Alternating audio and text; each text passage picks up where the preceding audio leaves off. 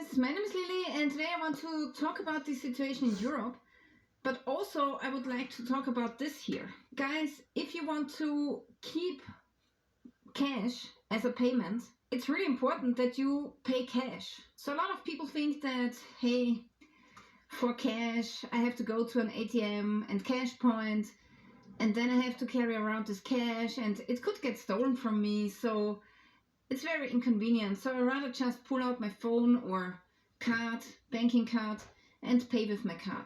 And guys, I completely understand that.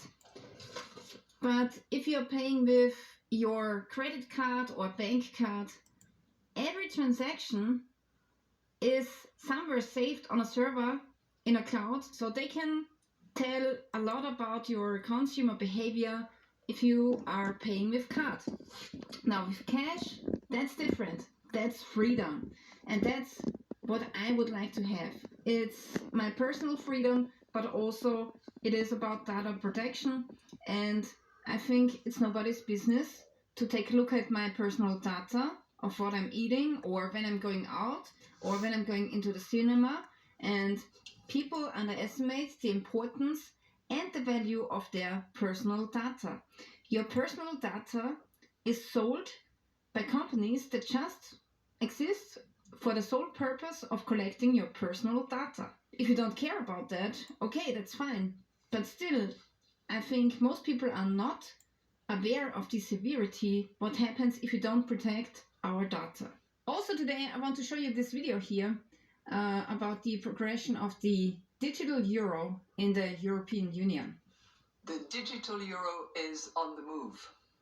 Yesterday, the Governing Council of the ECB approved the opening of the preparation phase.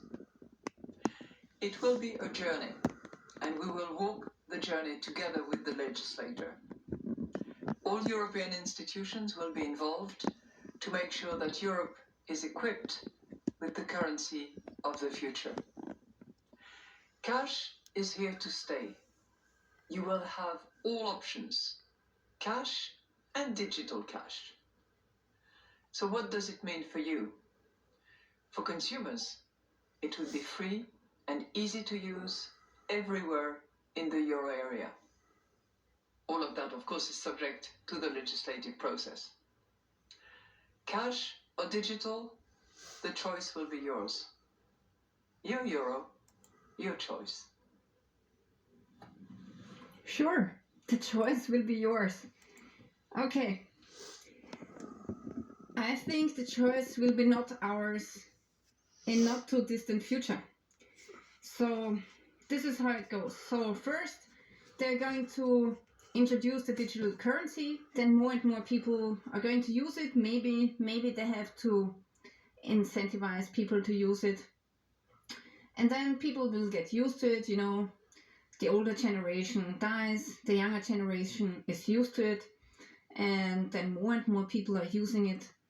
And then when about 70% of all transactions are with the digital currency, or maybe 75% or 80%, then they will say, we don't need the other options anymore. We don't need PayPal, bank card, credit card, debit card. We don't need cash. We don't need something else anymore, because the majority is paying with the digital euro anyway. I think it will be a transition period where you really can pay either with cash, card or digital euro, but later on they will say most of the people are now using the new system, so we quit the old system. Okay, now I want to show you some statistics of cash payments in Europe. So here you can see the statistic from Austria. So we love cash. We are the king of cash in Europe. And 66% of purchases or transactions have been made with cash in 2021. But in 2023, it was only 63% anymore. So the cash payments are declining. They are on a decline even here in Austria. And why is that? Well, it's especially older people, the older generation who are using cash. The younger generation is more used to using bank cards or PayPal even, or other means of payment. because it's much easier if you just wave around a card or your phone, right? So that was the transactions with cash in Austria. But because the transactions with cash are going down, that also means that there are less cash points and ATMs that you can use. So here you can see a couple of articles. I just hold this into the camera where it's saying that we have less and less cash points or ATM machines every year. Here there's an article which is stating that the way to a cash point is just too long.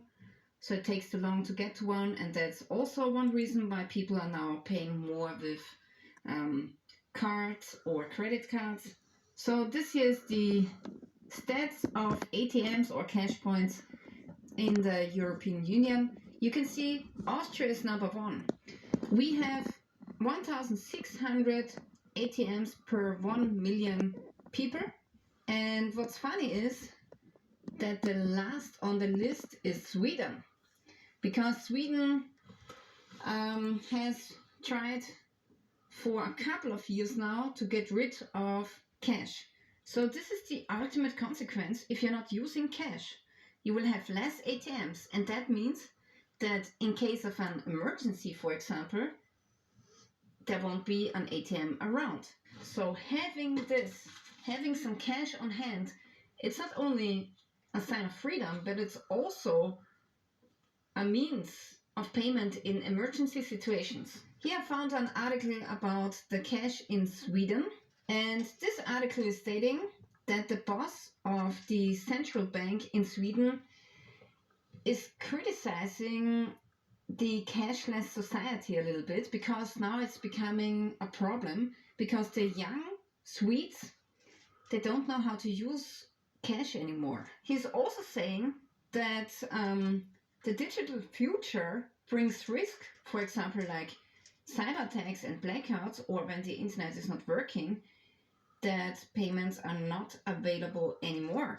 So you cannot do any payments without cash, and this could lead to a severe problem in society, because you cannot even buy food.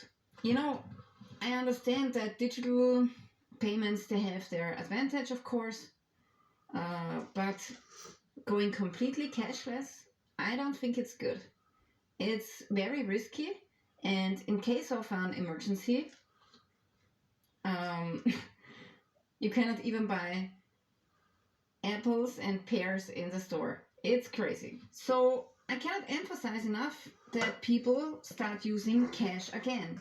It's very easy. You just go to the cash point, to the ATM machine, and get some cash and make payments with cash. Okay, next, how does Austrian politicians react to this topic? Well, there are two political parties here. This is the ÖVP, which is the People Party, conservative, a little bit right-wing party. They want to make cash payments so that you have a right for cash payments, and it should be in the constitution of Austria. This is not the only party that wants that. There's also a second party, which is the FPÖ. That's the right-wing party in Austria, and they also want the right to pay with cash in the Austrian constitution. Now the problem is that to get this law into the Austrian constitution, you need 75% of the votes of the Austrian parliament. And they've tried this a couple of years ago. In 2019, they have tried to put cash into the Austrian constitution, but they did not get enough of votes. So now they try again, but the left is not really interested in putting cash payments into the constitution. So I don't think they are going to make it. Here's another article about why Austria is still a cash is king country. We just love our cash, and a lot of politicians are for cash in Austria, but the European Union is now trying to erode the cash payments little by little. So what they are now trying is they want to have this 10,000 euro limit, so you can only pay cash if the price of a product or whatever you're purchasing is not over 10,000 euros. So they don't want us to make big transactions with cash. And the European Union is justifying their demands by saying that this is important to fight crime, like for example laundry and financing terrorism. That's one argument that they always bring, right? So it's the crime. So they say that cash payments make crime possible, and they rather take away my freedom and your freedom of paying with cash from law-abiding citizens than going for criminals the old way. And here in Austria we have a functioning police, a very good police force, and they are catching a lot of criminals. That's not the problem. We catch those criminals. The problem is that those criminals don't stay in prison for a long time. Okay, here you can see an article about a 62-year-old who was money laundering, and he laundered 700,000 euros.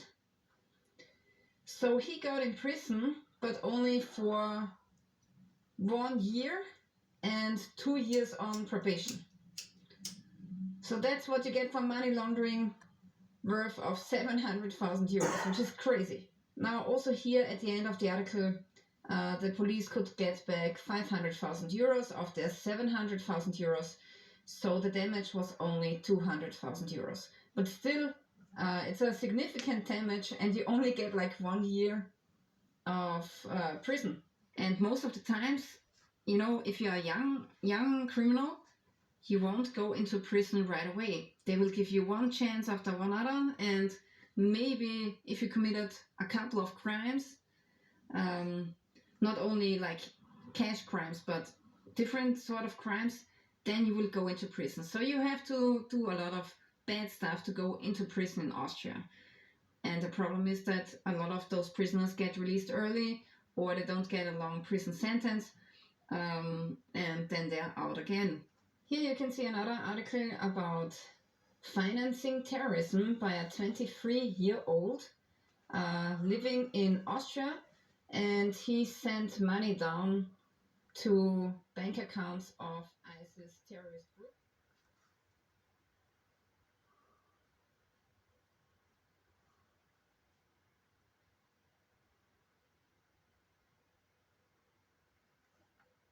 My name is Lily, and today I want to make a video about the situation in Europe in November 2023. So the first article that I want to show you is this one here. So apparently we Austrians are paying 1,000 euros too much a year for food. So now also what we are dealing with in supermarkets is shrinkflation. So the packaging is getting smaller, but the price is staying the same. So at the beginning of the crisis, people still had savings, but now it seems they don't have any savings anymore. And I'm talking to a lot of dealers, and they say that sales are down to 40%. And that's a lot. Like, now you can really feel the recession, right? So now how do companies react to this? If people are spending less money, then if you still want to sell something, you have to go down with the price, right? So here, for example, you can see an article about IKEA, and IKEA in Austria now wants to go down with the price. So apparently in 2021, IKEA has risen the price by 9%, and then after the Ukraine war started, the prices have gone up by or up to 140%, and that's crazy. Okay, next I want to show you an article about our grid system in Austria. So here it says that our grid is at the end of its capacity, and that's because photovoltaic and also wind power is producing sometimes too much of electricity that they cannot move away the electricity from one spot. Yeah, this can lead, of course, to a blackout and to other problems. So now they have to make the grid more intelligent, and this digitalization will cost 9 billion euros for the next years. And yeah, it's all really expensive. And here it's saying that they are now exchanging some of the conductors with stronger cables so they can transport more energy. Alright, so in some of my older videos, I've talked about the digital ID and how the European Union is trying to push it through. And yeah, now unfortunately, it really seems as if they are pushing it through. And now let's listen to what this parliament member has to say. I just left the room where we had the negotiations about the digital identity, and I have bad news. The member states and the European Parliament came to an agreement. That means that probably not far from now, the digital identity will be effect in the European Union. Right after this agreement, Commissioner Breton said, now we have the digital identity wallet, we have to put something in it. And what he meant was the digital euro, also known as the central bank digital currency. And this is a very bad development. They always promise us not to make this connection. And even a lot of experts, privacy experts and security experts, warned also last week this is a very bad idea for our privacy and our freedom. And still, this digital identity is pushed through. But it's not too late, because we still have to vote on this in the plenary. So what you can do, send your MEP from your member state an email and tell him or tell her that you are against this tool. Okay, and now you need to see this video. This is from a supermarket in London. You're on a business trip. You're staying in Greenwich. And you want to buy some food. So you go into the local Aldi's, like this one. And you think, I'm going to go in here and buy some food so that I can feed myself. And then you approach the barrier. And look, you can't even get in the shop without having a QR code to scan here, or to scan here, and then you can go and buy things. Now this looks to me like the beginning stages of the digital prison that we keep talking about. What do you think? Okay guys, so these videos are really concerning, and it really seems to be as if they want to push through the digital ID, and some supermarkets even do it without any regulations. So they say you have to have this ID, Bird otherwise beak. you cannot enter the store. Top Crazy. of the bird. Isn't that crazy? And some people don't understand why digital IDs are not good. Bird They eye. say, so what? That's a bird, huh? I put a QR code on my phone and then I can shop, right? Awesome. But can find take the a angle look for at it. what's happening in China. In China, you can only access a store with digital IDs, no matter which store. And if you don't behave on Facebook or social media, or if you have a really bad social score on your social credit system, then it could be that they say, no, you cannot shop here. And once we all have a digital ID, they will also add digital cash, digital money, which is coming directly from the central bank. So the thing is that we people, we really don't need a digital ID. We already have a wallet, we already have cash, we have bank cards, credit cards. You can pay with your phone if you want to. We have PayPal or other means of payment. And we have passports and driving licenses. So for me, there's no need for digital IDs. And we Yeah, I live got like several this places how for long? beak. For how 1, many 2. years has the system worked like this? And That now one they're might telling end up us being that a we need beak a too. digital ID because it's At so a different convenient, angle. right? It's so convenient I'll and have to it's look good for around us, that right? for a while. No. The thing is, we don't need a digital ID. So people don't understand that if they agree to digital IDs, they will also agree to social scores like they are already implemented in China. And they will also agree to digital currencies, like the CBDCs. Okay, so now let's check out how the digital ID is playing out in China. So here this post is saying that the CBDC is linked to citizens' mandatory digital IDs, and if somebody drives over the speed limit of, in this case, 20 kilometers per hour, the speed camera system automatically deducts a fine from their digital wallet. Okay, next I want to show you this post here. Here it's saying that on WeChat you can see other people and you can search for people with a low social credit score, so you can move away from them and protect your own score, including family. Now this lady here, I've already shown you in a previous video. So she has a gift card that she wants to spend in a store, but she cannot spend it because her Face ID is not working for some kind of reason. Then here we have a post that states that you need facial recognition. Digital ID is mandatory to get into train stations and to board your train. So you cannot go with the train without this digital ID anymore. This is on the airport, where you also need your face to be scanned. Otherwise you cannot board the plane. Okay, this lady wants to buy something from a vending machine in China, and you can only buy food from a vending machine if your social credit score is over 550. So then you have to scan the QR code on the door and choose your items, and then you can take them out of the vending machine. So this is how it goes. This is the future, guys, if you do not resist. So all of these videos are really concerning, and it seems to be really Orwellian that people should be completely transparent for the government. And I certainly do not benefit from a digital ID. I don't need it. Okay. I'm pretty old-fashioned. I drive a car which is now, is it 15 years old? I don't know. So it's a really old car. I don't care. As long as it drives, it's great.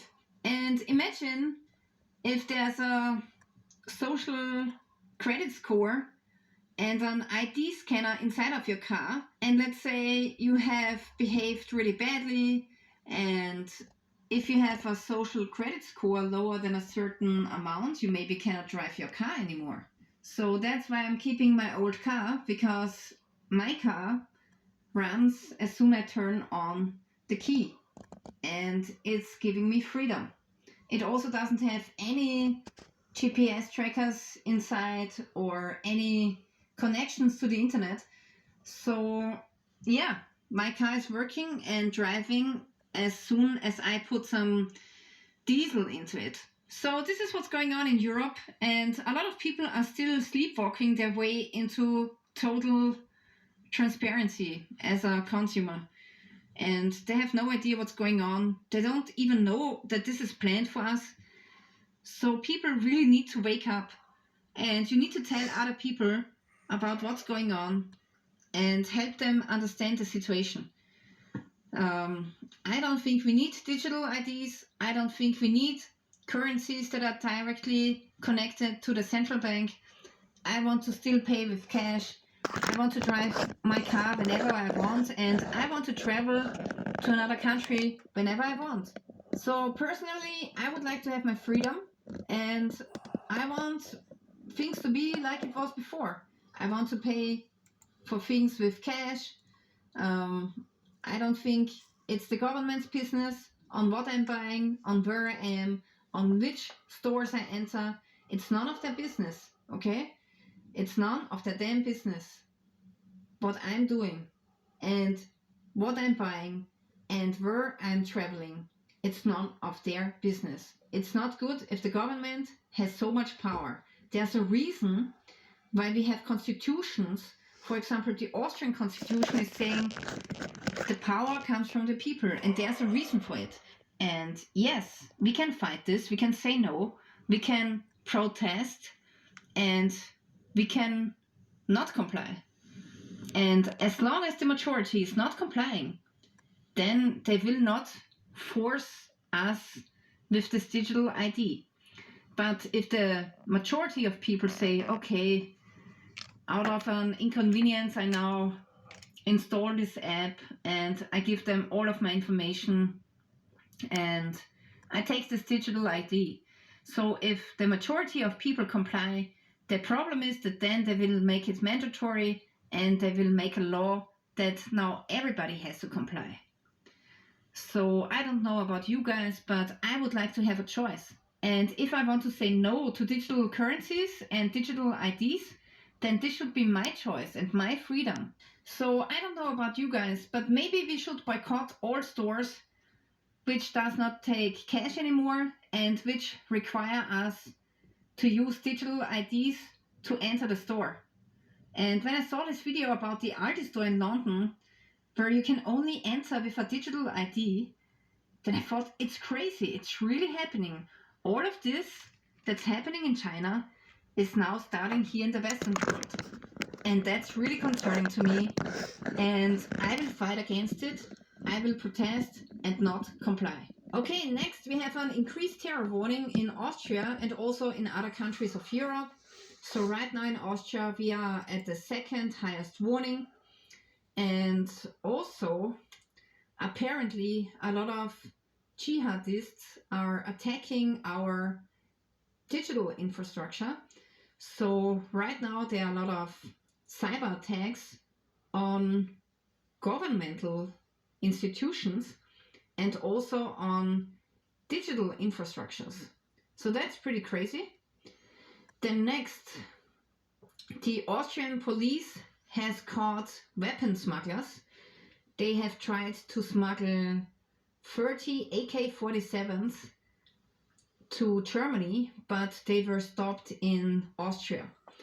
And this camper This van is a was really full good with video. weapons This and video also right here. with I can't believe 30 it's got, kilograms I of think, ammunition. maybe 4 So views, of course maybe. this is not good because It's really good. AK-47s in the hands of criminals is a bad thing, Oh and my God, look it's at, also not allowed to have oh in my Austria. God. So this is an illegal weapon because it's war material and because it's fully automatic. Next I would like to show you northern lights over Austria, and usually we don't get northern lights here. So apparently now the sun is having a lot of sunspots and it's creating a lot of coronal mass ejections. And also a couple of days ago there was a huge CME that will hit the earth, I believe, tomorrow or today. So there might be another Carrington event and we have to prepare for that. So make sure that you're getting your vital electronics into a Faraday cage. Okay guys, so this is it for today. I really want to thank you for watching, and also make sure that you follow me on Twitter, because Twitter is my backup in case anything happens to my YouTube channel on YouTube right now. Thank you for watching guys, and stay tuned till next time.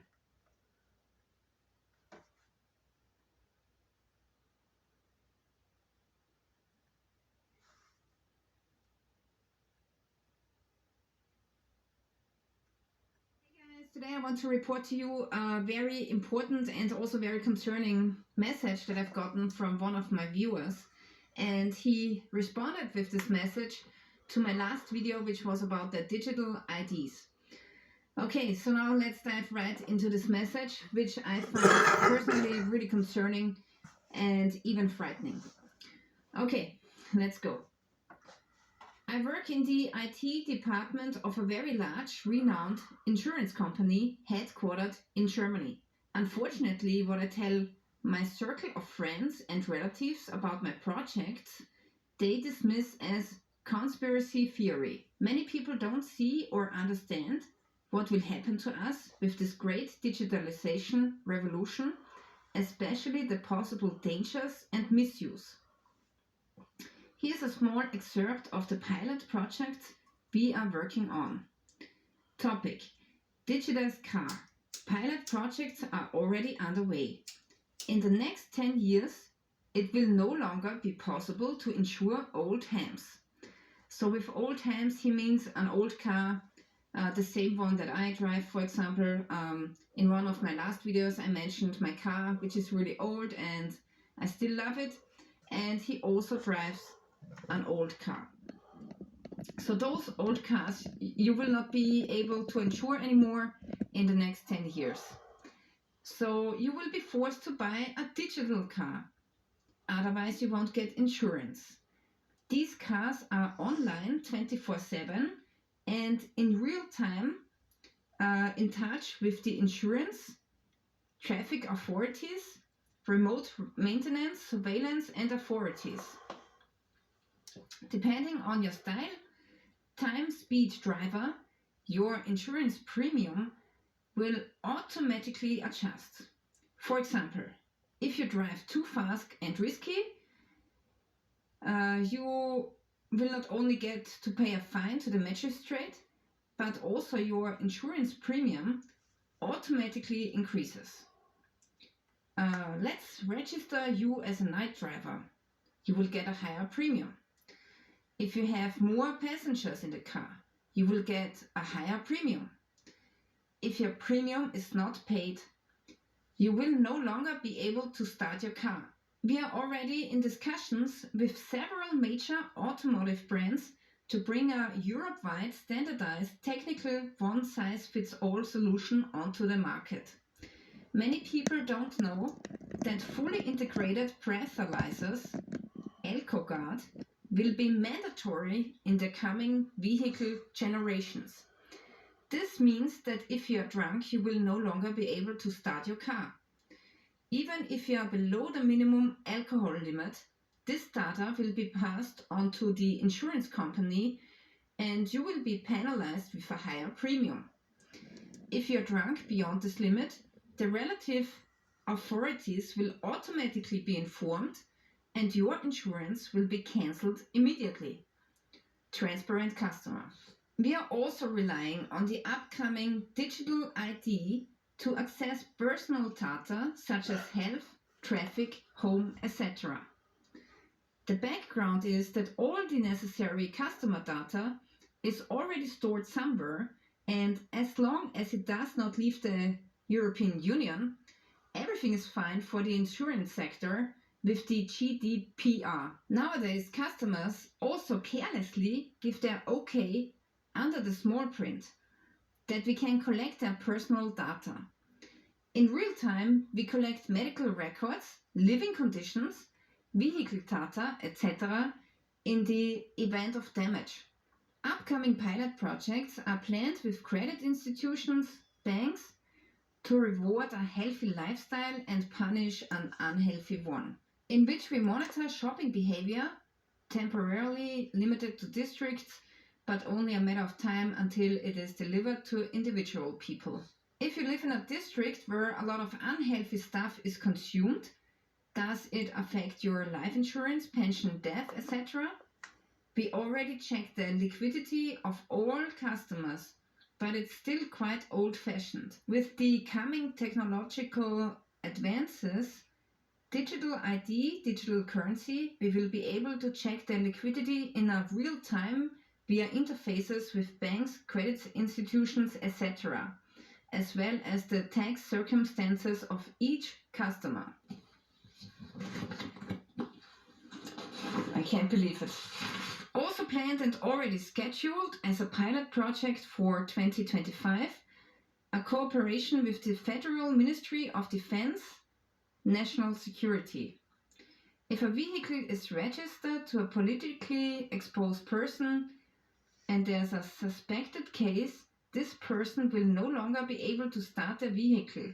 It will be deactivated via remote monitoring, and this applies to all private vehicles. A powerful RFID chip will be built into these digital ID cards.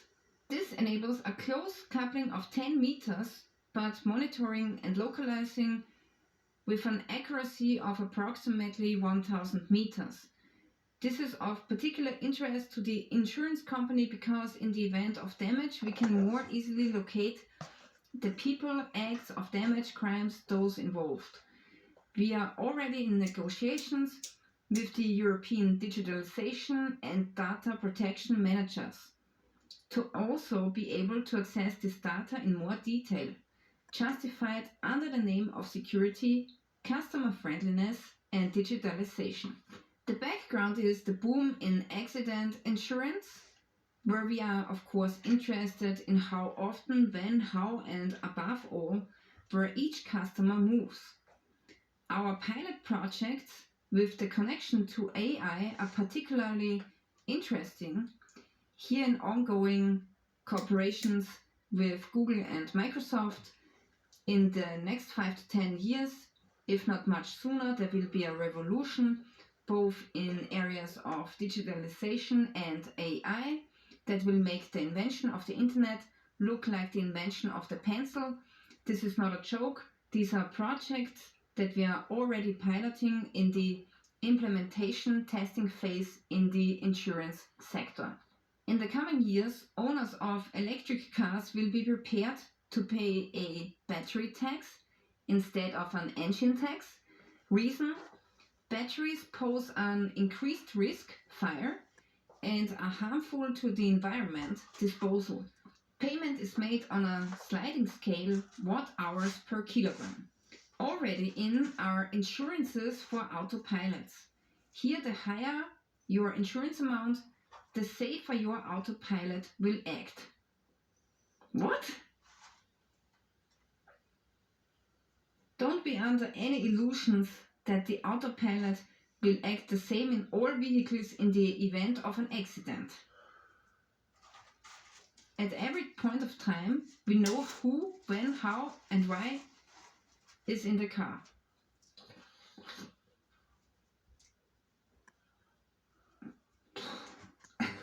I'm baffled. I have to say I'm baffled. I don't know what to say. So I'm going to repeat that now.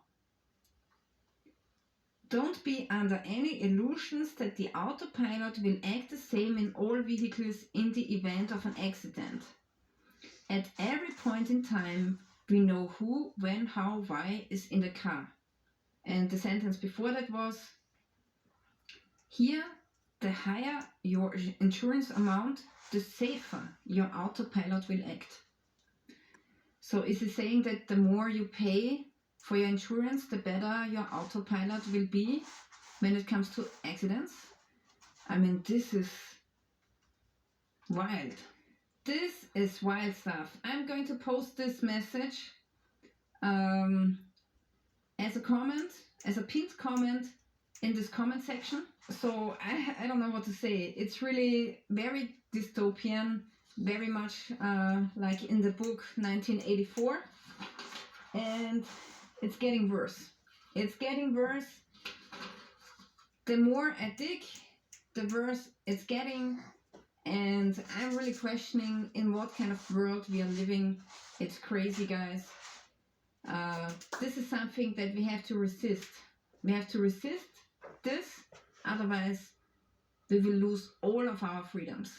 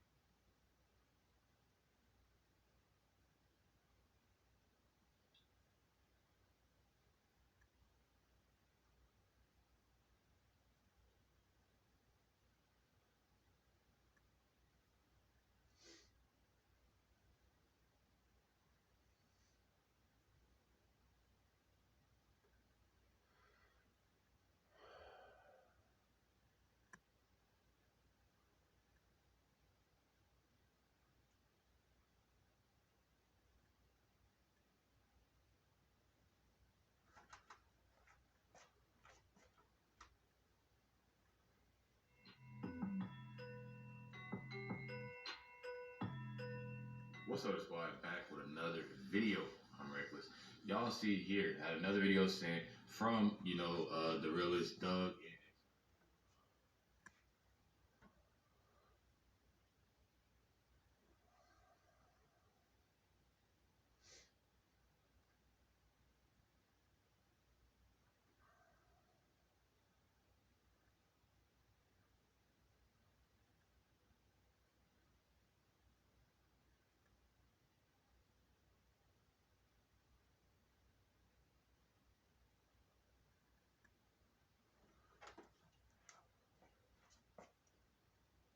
Schooling is a bit of a contentious topic if you are an insane, crazy person. If you are an insane, crazy person, otherwise known as somebody who politically and socially identifies themselves on the left, you look at a child being taught the values that the parent is happy with, that is more wholesome and that keeps families together. You see families interacting as a unit, as they should, and you think to yourself, this is awful, how do I change this?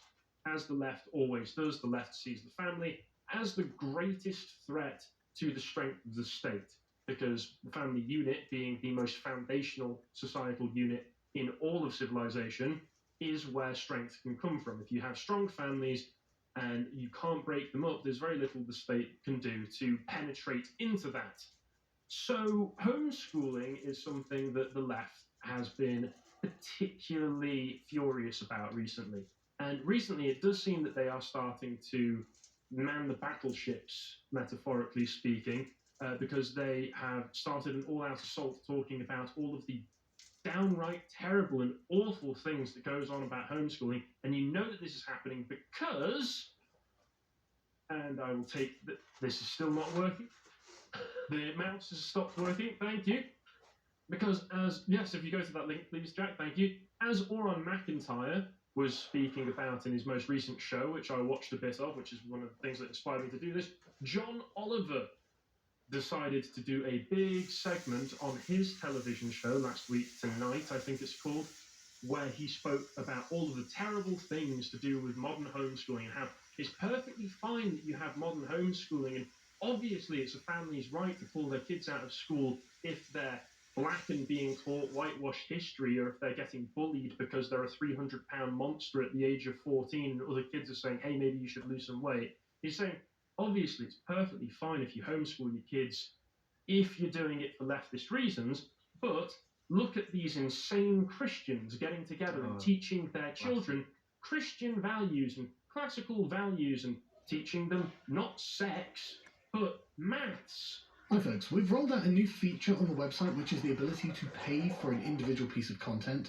So usually it's £5 a month every month to subscribe to all of the content on the website. But I appreciate there are going to be people who simply don't want to do that. They would be interested instead in purchasing a single piece of content for a lower amount, and they've got a particular niche that they're interested in watching. And so they don't want every single piece of content, they just want this one thing. So we've introduced this function where you can just simply purchase the one thing for £1.89, which I think is about $2.30 at the current exchange rates. And then that's just yours forever. So there's no sort of commitment there. There's no rolling subscription. It's just that one thing. So that's an option now that's on the website. It's completely live. It's completely available. And please go and enjoy it. And we'll see you all very soon. Over the past, just on Tuesday, I think that is, posted this large article talking about homeschooling's rise from fringe to fastest growing form of education. I wonder what inspired that. Maybe it's the sewage pipe you connected to the schooling system. Yes, and you can see they've got a thing here. It's not working for some reason, but normally this is an animated little graph, and it shows that it's gone up over 50%. I think it ends at about 54% of an increase in homeschooling. Good. And they've got this graph, which is much more useful, which takes it, there are no data for, I think, around 11 or however so many states that is, because there are about 11 states in the US that don't require you to report if you're homeschooling. You're just allowed to do it, which seems pretty reasonable to me. Yeah, most of the Republican states as well, other than Oregon and Arizona. And Maine as well. I think that's a Democrat state. It's in because it's in New England. But the data that they were able to get from the states where you do have to report to the government, whether you're taking your kids out of school to homeschool them, showed that basically every single one of them, the only one that doesn't have, you've got New Mexico at 1% increase, and what's that one? ND? Michigan. It's next to Delaware. That one is 6%. So there are some negligible ones, but everywhere is an increase, including places like California, Florida, New York has 103%, Washington, D.C. has an 108% increase. Wow. It might be Maryland. Perhaps. You can correct me in the comments if you're watching this on the channel or on YouTube or on the website. So please let me know in the comments below.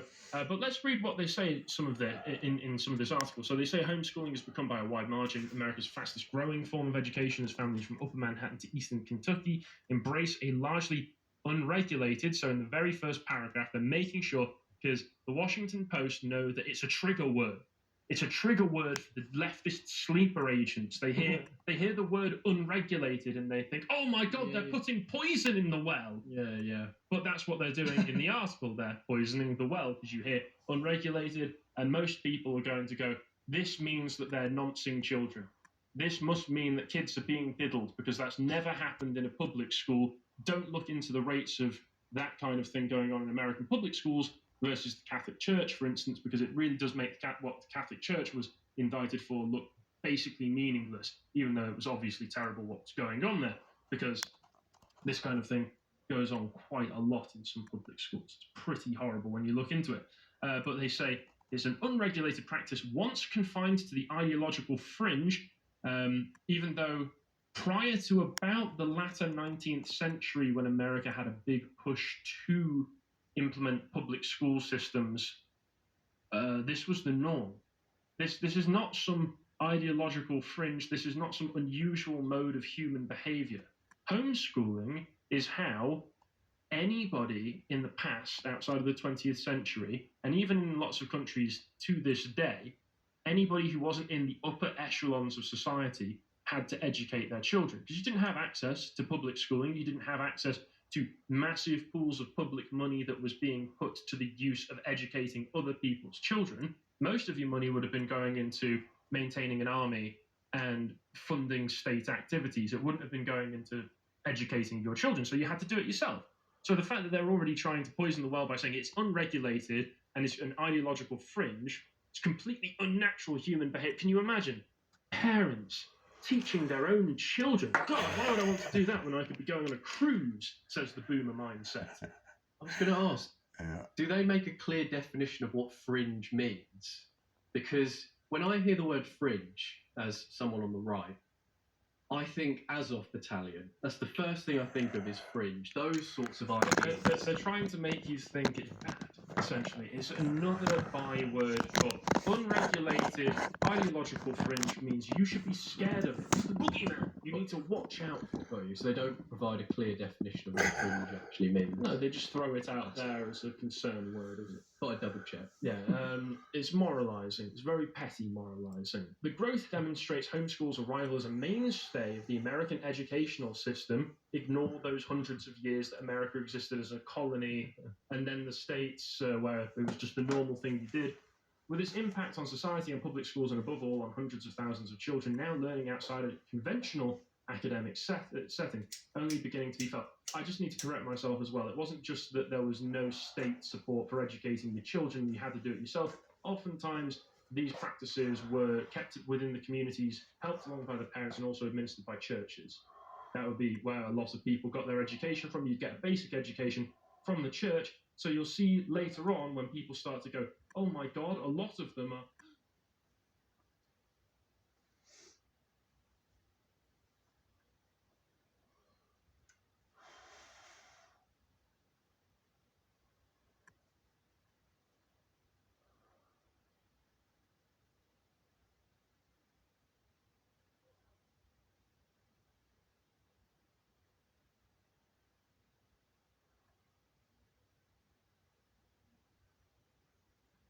No chance in Hades that Joe Biden is going over to Israel today to make things better. He's going over to Israel for a very specific reason. And by the way, creating a very perilous security situation. I've never seen an advance with such a security threat as there is right now in Israel, conducted on a moment's notice. which says to me it didn't happen on a moment's notice. That's weird. Oh, do I got a show for you today, including 3 minutes of AOC? If I have to watch it, you do too. It describes the stupidity, to rank stupidity in Washington, D.C. Today's show brought to you by MyPillow. Go to mypillow.com, click on that radio podcast square, use promo code Dan for their My Slippers, My Pillow products, or pillows. Check them out. Big show today. Also going to tell you about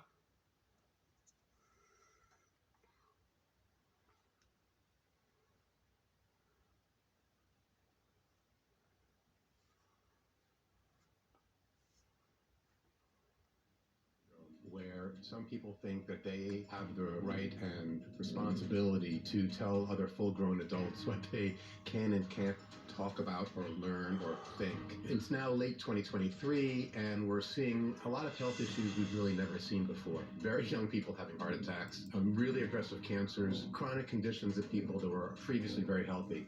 There's evidence that this was from some safe and effective choices and some toxic proteins that those choices created, and from foreign genetic material that were in those safe and effective choices. What researchers have found is that there are toxic proteins being found 6 months after someone made a safe and effective choice. You know, the body has the ability to break down proteins that don't belong there. So there has to be an ongoing source of it.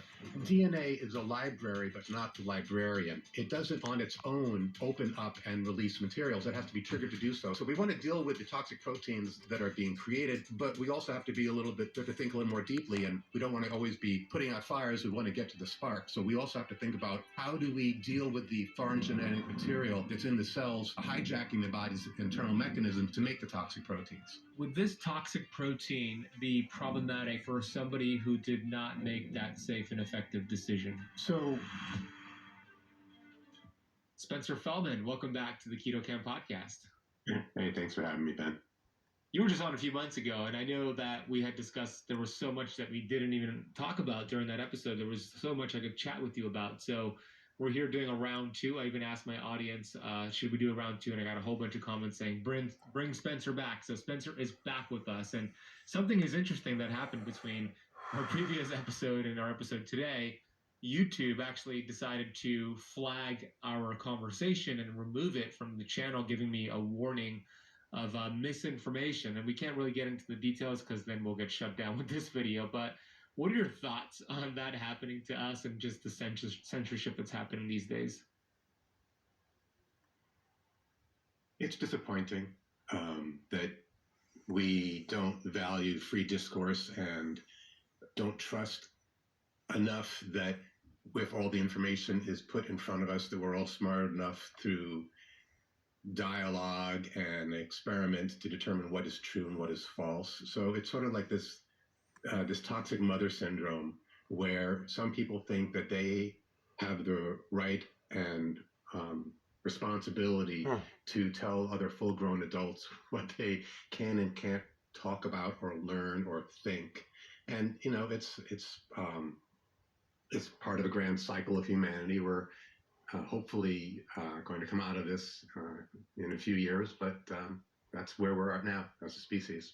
Yeah, that's a good way to put it, toxic mother syndrome. It's funny because when YouTube did that, they allowed an appeal to be filed, and I did, and we submitted all the studies we could find, and they still said no, misinformation, blah, blah, blah. So they ended up not putting the video back, and our account is flagged until, I think, the end of December.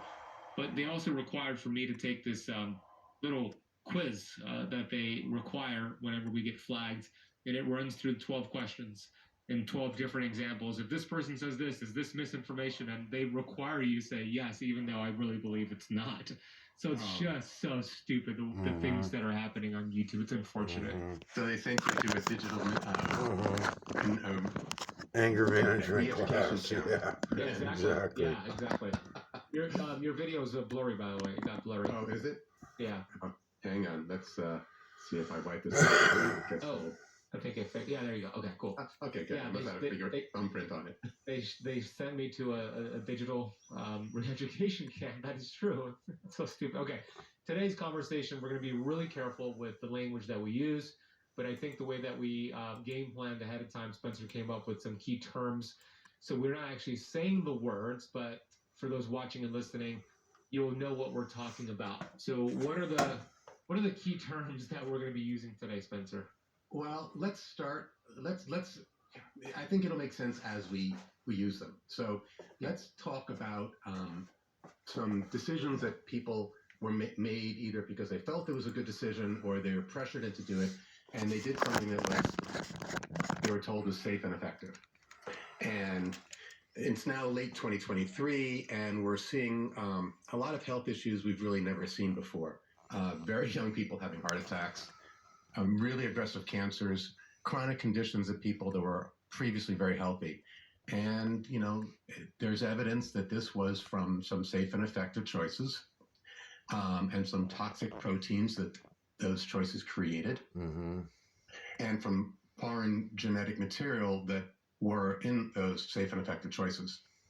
So with that being said, let me share with you some information I have that your audience may find useful. And this, I'll just say that this is a very important episode for those watching and listening. If you know anybody who's made those safe and effective choices and they're dealing with symptoms, this is a must, because Spencer is about to give you a masterclass on what to do. So go ahead, Spencer. Thank you. I appreciate that. Okay, so what we're finding, or what researchers have found, is that there are toxic proteins being found 6 months after someone made a safe and effective choice, 6 months later in the blood. Now, that suggests one of several things, because you know the body has the ability to break down proteins that don't belong there, usually, or at least sequester them. So there has to be an ongoing source of it. So one possibility is they have a viral infection reservoir in the body that they never got rid of, and it's continually making these toxic proteins. Sure, that's possible. Although I don't think so. I think normally for most people when they get a reservoir infection, normally it goes dormant and only comes out when they're really weak. So I don't think that's the case for most people who are experiencing this. Another possibility is through reverse transcriptase, some of the foreign genetic material that that people may have chosen to incorporate into the body has now made its way into their genetic code. And you know, I think I was one of the first people to talk about endogenous reverse transcriptase and this actually happening. Having said that, DNA is a library, but not the librarian. It doesn't on its own open up and release materials. It has to be triggered to do so. So in the event that some foreign genetic code from a safe and effective choice did make its way into its DNA, while that is very problematic for a lot of reasons, I don't think necessarily it means an increase of toxic proteins per se, unless the particular section that it was put into or found its way into is something that gets turned on a regular basis. It's kind of going for the ride. It's sort of like it got attached to a dictionary, and then the librarian keeps pulling out the dictionary, but then there's this, you know, god-awful book next to the dictionary. So think of the DNA as a library with a bunch of books. The books are inert until the librarian goes and grabs one and opens it up and starts reading. So if a bad book got into the library, that's not necessarily a problem unless it's attached to a book that's get taken out a lot and read a lot, and then you end up reading both books. And then therefore making, well, the way DNA works is it's a library of how to make mostly proteins, right? So if I don't think, my gut instinct tells me that while it's certainly not a good idea to have foreign genetic material in your DNA, that's not what's causing the toxic protein buildup. The third is that the foreign genetic material is in the cells and is continually making the toxic protein. I think that's what's happening, mostly.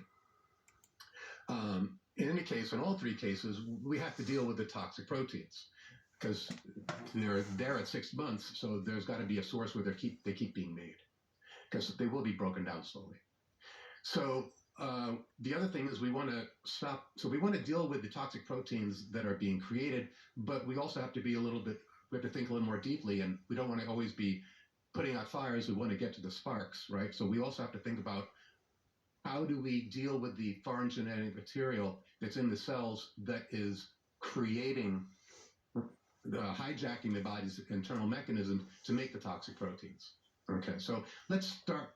Those are two things we want to do. If you're dealing with the side effects of a safe and effective choice, we want to deal with not only the toxic proteins, but also the foreign genetic code that is generating those toxins. So let's start first with the toxic proteins.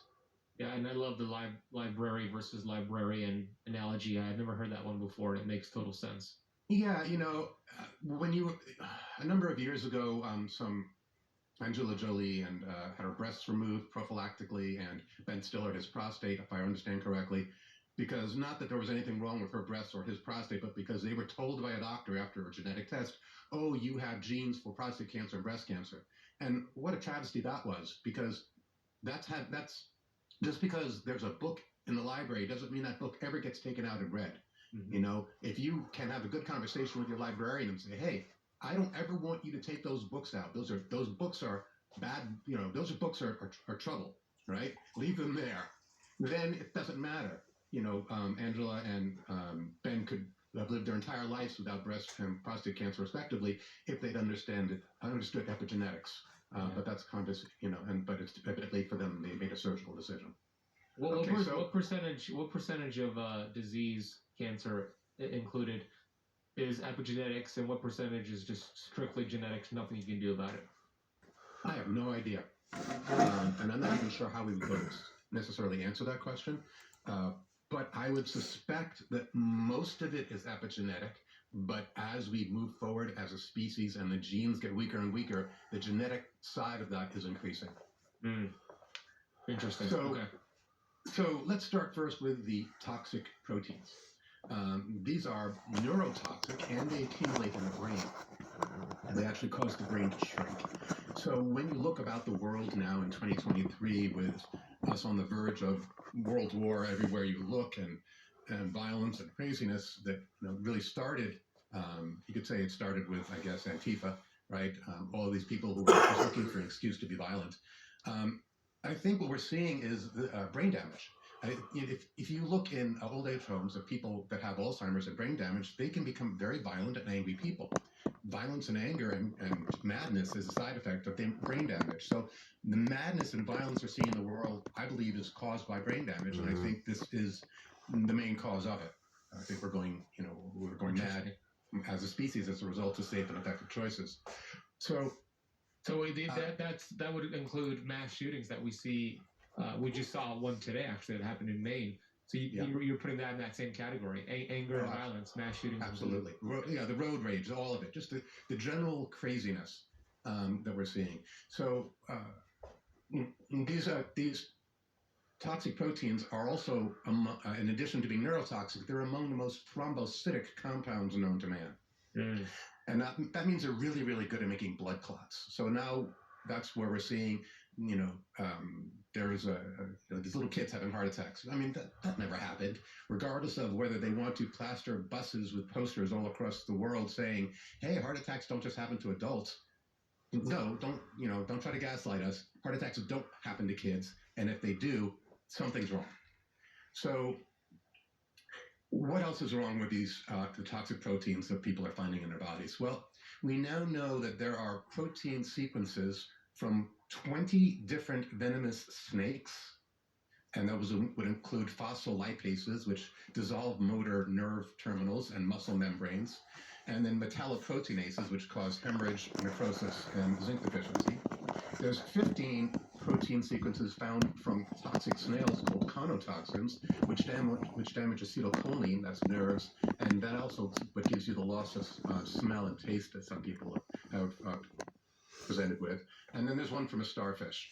So 36 different animal venoms. It's no wonder this toxic protein is causing so many problems.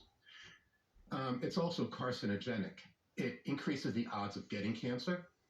It reactivates cancers that were in remission, and it takes slow-growing cancers and makes them grow at vastly accelerated rates, known as turbo cancers. So someone could say they go to their doctor with a little lump, and the doctor goes, oh, the cancer that you've had in remission for the last 20 years has come back, and then they're dead a month later because their cancer grew that fast. Wow. Right. And also, I mentioned it causes the brain to shrink, and that's not hyperbole. The toxic proteins enter the brain via the bone marrow and then through the meninges. So we finally figured out the way in which they get in. And we're also seeing these toxic proteins trigger new cases of Alzheimer's, as well as amplify cases that are already there. And this last part is of particular interest. It was kind of like a smoking gun to help understand part of what's going on. Alzheimer's, along with most neurologic conditions, are associated with prions. You probably remember the term prion from mad cow disease that was going a big thing in the media a decade or so ago. Mm-hmm. Well, the body has lots of prions. It's not just the one from mad cow. And a prion basically means a misfolded protein. So let me explain how that works. You've got the library, the DNA, and epigenetically it's told, hey, I need this particular protein. So the DNA opens up, it unzips, RNA gets created, and that then is attached to, or what grabs onto that is a ribosome, which goes along the length of the RNA and extrudes out a series of amino acids in a chain. They go through 4 different folding patterns, and in the last one, the protein is done, and now you have this little glob of a particular shape, and it's the shape and the charge is what does the work of the protein. Now, the way in which most proteins work is there are fat-soluble and water-soluble amino acids that it's made out of. The fat-soluble ones are on the inside of the glob, and the water-soluble ones on the outside, and that lets the protein be water-soluble and move around. If a protein misfolds, then you have the fat-soluble part sticking out somewhere. And so now you've got a fat-soluble protein, and the fat-soluble part can get stuck in fatty tissue somewhere, a nerve, a cell membrane, and you can't get rid of it because it's stuck there, because it's fat-soluble. Now, we have mechanisms to refold damaged proteins and get rid of damaged proteins, but there's also a bunch that we can't do much about. And so prions are these misfolded proteins. Now, it turns out that the body has the ability to break down this the video toxic has. Protein from safe and effective It's unbelievable. It takes a long time, and I don't think we break down near as much as is being created in some people, but the ability is there. And it does it with an enzyme called neutrophil elastase, that ends in ASE. It's an enzyme, and neutrophil tells you the white blood cell it came out of. So this is an enzyme from a white blood cell. October 26, And 2023. what they've now discovered is that when the toxic protein is broken down, whether it's by the body or by a supplement you took, and we're going to get into that, there are at least 7 protein fragments that it breaks into that are believed to be prions, these misfolded proteins. And I believe it's these 7 misfolded proteins or 7 different prions that are what are causing the Alzheimer's and the shrinking of the brain and the madness we're seeing around the world. So let's talk about what we can do so it's not enough to just break down the toxic proteins. We're also then going to have to deal with all the prions fragments that are created when you break it. And Could just stop doing all this, dumping all that crap in the sky. Coming your way, and that would be good. A shoulder-mounted anti-tank weapon, and you set it off, hits the tank blows up. But before the tank is engulfed in flames, the top of the tank cover comes off, and out jump 7 enemy soldiers with machine guns. Clearly, the job is not over. The tank is not going to be a problem anymore, but now you got these 7 guys with machine guns causing you problems. So when we're dealing with the toxic proteins, it's not enough to break them down. We also have to deal with what they break down into. It's like 7 booby traps inside there. But let's first talk about breaking them down. Hey, before you talk about breaking it down, Spencer, would this be? Will this? Let me make sure I get the terms right. Would this toxic protein be problematic for somebody who did not make that safe and effective decision, that choice? So can someone who did not make a safe and effective choice have toxic proteins in them? Theoretically, yes. If someone is sexually active with someone that has made a safe and effective choice, then there is the possibility of a transfer of the proteins and even a possibility of the transfer of the foreign genetic material. I have a hard time thinking that it's going to happen in amounts that would do much of anything, and yet there are plenty of women who have experienced menstrual irregularities and blood clots and hemorrhages and I believe even miscarriages that happened, that it's possible that happened or happened in a time frame where it was right after they were intimate with someone who had made a safe and effective choice. So we can't rule it out. I mean, it's hard to think it can happen in those amounts, but what we're dealing with, the science behind the safe and effective choice is so far beyond what I thought humans were scientifically capable of that it's almost like it's a little science fiction-y. I'm not quite sure. I mean, you've heard that whatever the military does is 30 years ahead of what is available to the civilian market. So maybe we really are that advanced. Maybe they have something that can do that. It sure seems that way. What is the purpose? Total control. Total What's the control. purpose? Total Okay, control. so it looks like depopulation, then.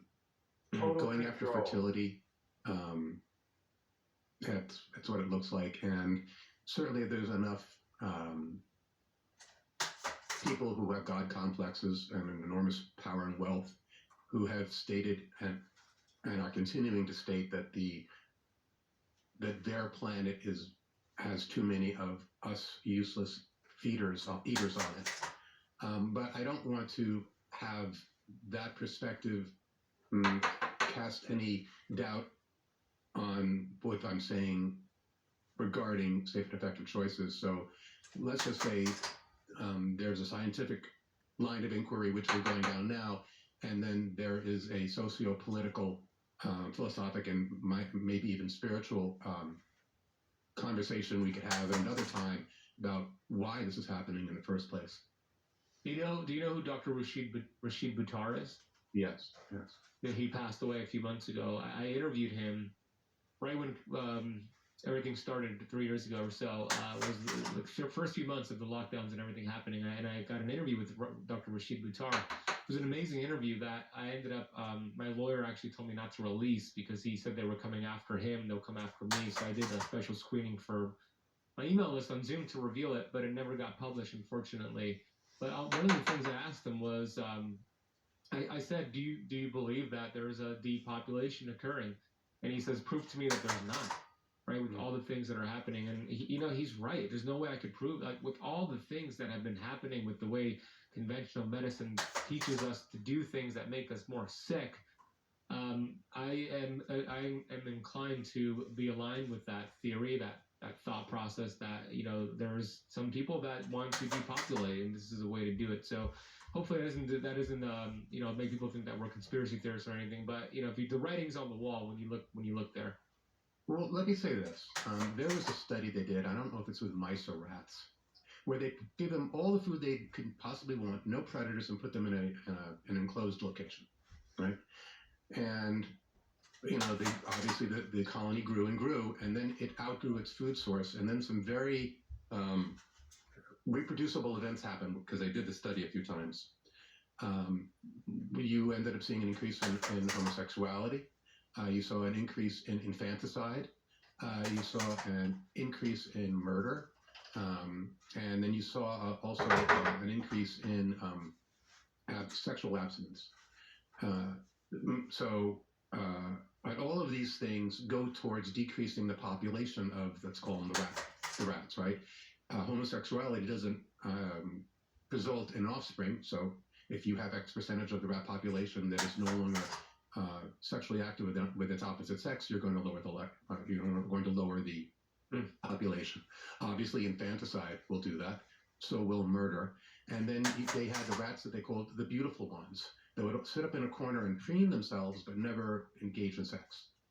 Now, what do we see in our culture? We see atrazine. We see chemicals that are confusing people's gender. In Gaza, which is about 50% of the population in Gaza is under 16. And I'm not here to say that, either side is right or wrong. I think they're both acting terribly. I don't think you ever go after civilians. And, all these people in Gaza, thousands of them are children, right? So we see across the board, and then giving safe and effective choices to very young kids who have a 99.99999% survival rate, but far more side effects, seems a bit ill-conceived. So what I think we're seeing is the human version of that rat experiment. I think we're seeing in culture choices that are so what happened to the rats was the genetic switches were thrown that pushed their behavioral choices towards a place where they made less children, which brought down the population pressure. And I think that the same thing is happening to us at a human level. Now, you might, the people who are making decisions at very high levels, at a global level, are really no different than the rats. They may have more intelligent ways of doing it, but it's the same pressure on them and their personality to lower what they perceive to be too high of a population. Although the high population is really only the cities. You go out to the countryside, there's plenty of room. But let's move on to the science of what we can do for those who have made safe and effective choices. And I believe that enough that the people who want to come to conclusions about why what has happened have had enough time and enough data put in front of them to make intelligent decisions of their own. Yeah, let's do it. What I want to do is give information that hasn't been presented. Okay, let's do it. Okay, so let's talk about how to deal with toxic proteins, right? So no doubt some of the listeners have heard that serrapeptase will work. I'm sorry, nattokinase. Nattokinase is an enzyme, or a class of enzymes, made by the bacteria Bacillus subtilis, which is found in soil, and is in the Japanese fermented dish natto. Nattokinase is the popular proteolytic enzyme that's being used to break down toxic protein. But serrapeptase can also do that. That's the enzyme that butterflies use to break free of their chrysalis. Also, lumbrokinase, which is found in earthworms, and pancreatin, which is made in the pancreas. So of these four, we actually create one of them ourselves. Okay, so one could use just nattokinase to break down toxic protein, but I'd like to use all four, and the reason I would like to do that is twofold. I want to not only break down the toxic protein, but I want to break it down into the smallest fragments I can.